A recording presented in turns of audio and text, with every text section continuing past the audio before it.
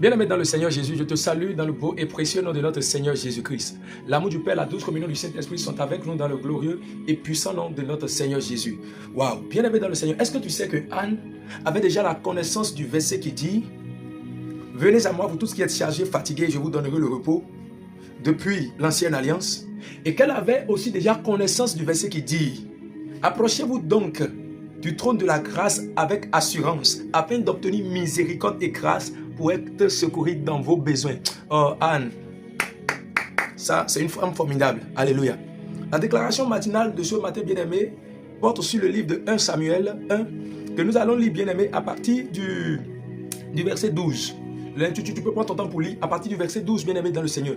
La Bible déclare que Anne, lorsqu'elle était, lis même à partir du verset 1er si tu veux.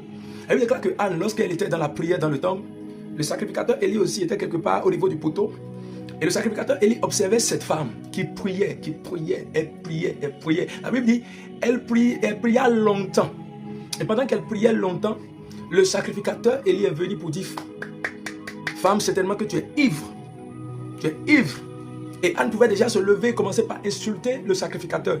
Si c'est peut-être toi, aujourd'hui, tu vas dire, ah non, mais pourquoi l'homme de Dieu va me parler comme ça? Pourquoi l'homme de Dieu va me parler comme ça? Anne ne s'est pas comportée ainsi, bien-aimée dans le Seigneur. Parce qu'elle savait le verset où Jésus dit, venez à moi, vous tous qui êtes chargés, fatigués, et je vous donnerai le repos. La Bible dit qu'elle avait l'amertume dans l'âme. Mais Anne savait que si je vais vers le trône de la grâce avec assurance, l'amertume sera transformée en miracle. Est-ce que je parle à quelqu'un ce matin? Pendant que tu utilises tout ton temps à te plaindre, utilise l'amertume, la souffrance de ton âme. Bien-aimé, transforme la souffrance de ton âme en moment de prière, où tu dures dans la prière et tu verras que la grâce parlera en ta faveur. Elle n'a pas cédé à la parole du sacrificateur Élie parce qu'elle était venue au trône.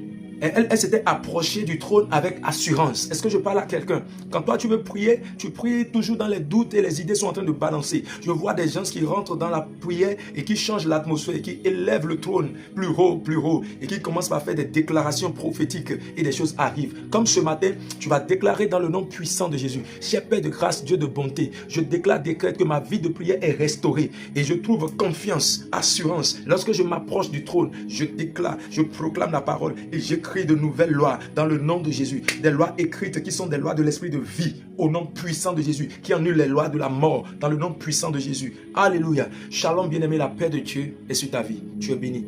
Partage cette vidéo pour faire du bien à quelqu'un. On est ensemble.